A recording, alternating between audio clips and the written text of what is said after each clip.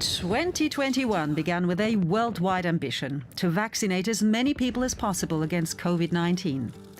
But in many parts of the world, it's been a slow start.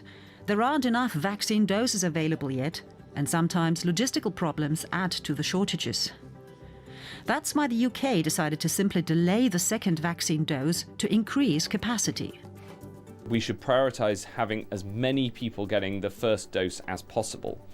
And that will allow us to get protection to more people more quickly than otherwise. Others, including Germany, discuss this option. But there are no clinical trials available supporting this move. What if it goes wrong?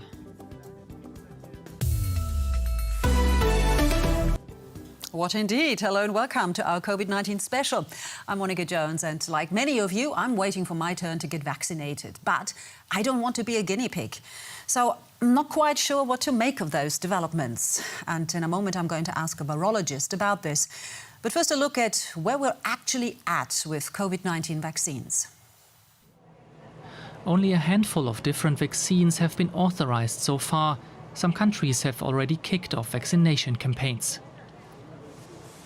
Supply remains extremely limited, despite manufacturers ramping up their production capacities. Most of the vaccines require an initial jab and then a booster shot sometime later to provide adequate protection. With a global population of 7.8 billion people, that means that almost 16 billion doses need to be produced for everyone to be vaccinated. Producing that amount will take years, some experts say. But time is of the essence. The longer the virus keeps spreading around the globe, the higher the likelihood of mutation. Just recently, scientists discovered 2 new variants in the UK and South Africa that appear to be much more contagious. The fear is that those mutations could render even strict lockdown measures useless, and eventually even the vaccines.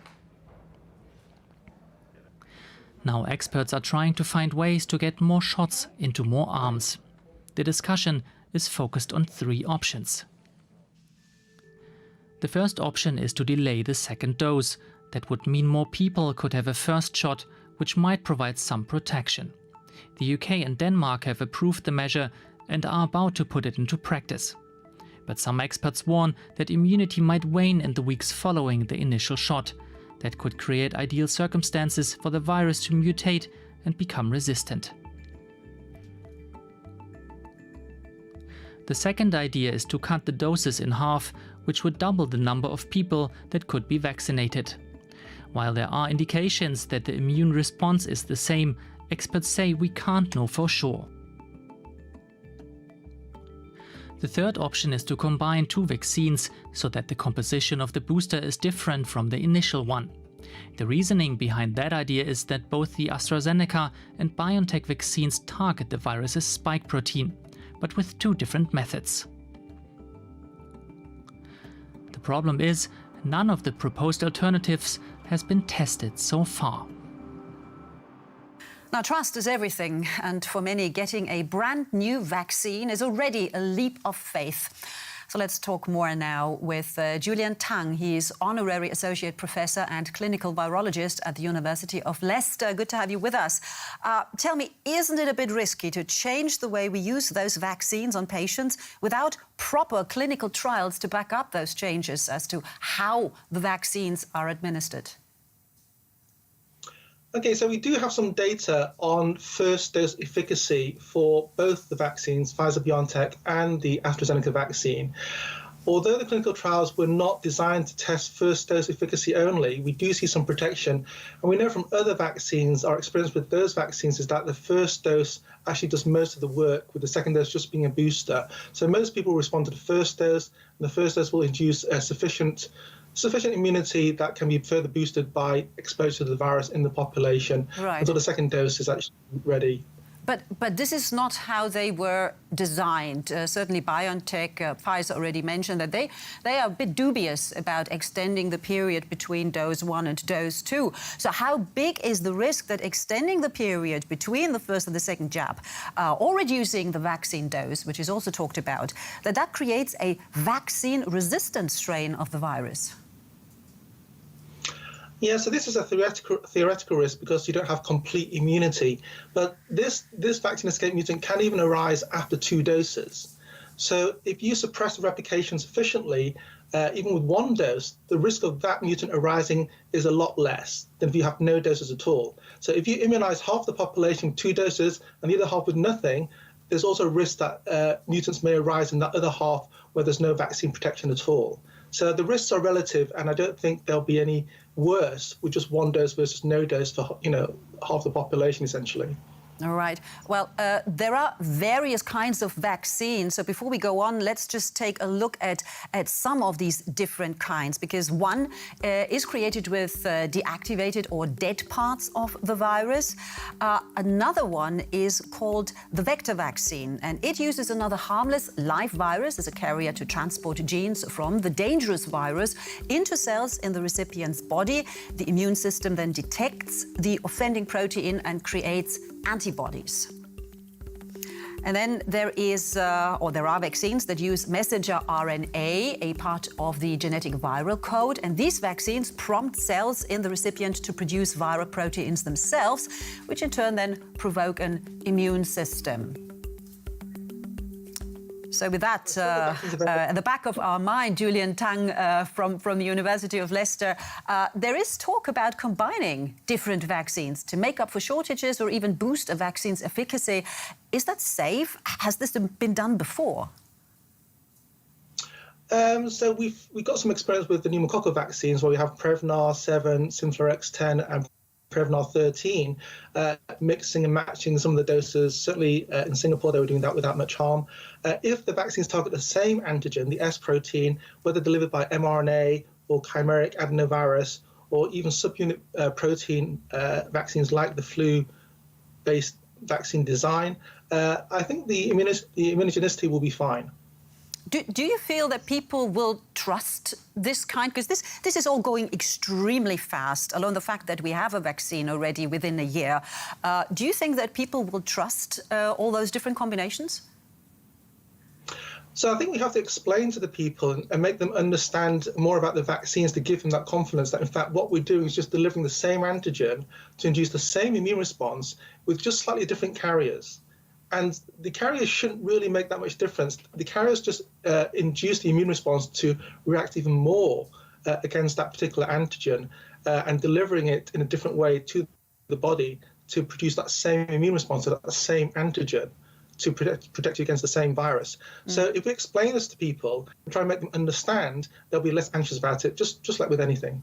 All right. And do we actually know how long our immunity will last once we do get vaccinated? So some of the studies do have long-term follow-ups. I know Moderna has long-term follow-up for a few hundred days. The AstraZeneca vaccine has follow-up up to 150 days in their phase 2 clinical trials, showing protection against versus no vaccine versus placebo against wild-type infection for at least 5 months. So we do have some long-term follow-up for that data. Right. And of course, the longer you leave it, the longer the immunity, the more the immunity will wane. And then that's why the second dose at 3 months is going to come in. All right, Julian Tang, the Honorary Associate Professor and Clinical Virologist at the University of Leicester. Thank you so much. Thank you. Now, while most of us can't wait to finally be immune to this virus, be it for 100 days, 150, or maybe up to 3 months, there are still tons of questions about the safety and efficacy of the vaccines available. And here's one such question you sent to our science correspondent, Derek Williams. Do the vaccines prevent infections entirely, or do they just reduce your symptoms if you catch the virus? Okay, to answer this, we need to go over the basics of how immune response works in a healthy adult. Immunologists distinguish between 2 different aspects of it, the innate and the adaptive immune responses. You can think of the innate response as kind of the body's shock troops. Its different components react quickly and non-specifically to invaders, especially those the body has never encountered before. New pathogens also set an adaptive response in motion as the body learns to home in on the invader, churning out antibodies to flag it up so highly specific killer cells can recognize and dispose of it. The adaptive response, which takes time to kick in, also retains a memory of the invader. That allows the body to respond quickly if it ever encounters the same pathogen again, and you become immune to it. However, immune is kind of a loose term. It just means that you're resistant to developing the symptoms of a disease again after having it once or being vaccinated for it. But that doesn't necessarily exclude the idea that if you are exposed after that, you could actually carry the virus for a while or maybe even transmit it, just not develop symptoms because your adaptive immune system jumps on it pretty quickly. The real holy grail of vaccine development is what's called sterilizing immunity. That's when a very rapid immune response wipes out the invader subsequently so fast that it has practically no time to reproduce. Although trials in approved vaccines showed they mostly prevented vaccinated people from getting ill, those trials weren't set up to show whether people acquired sterilizing immunity. Until we collect more data on that, even people who received the vaccine should therefore go on the assumption that even if they are very unlikely to develop symptoms after an exposure, they might still be contagious to others.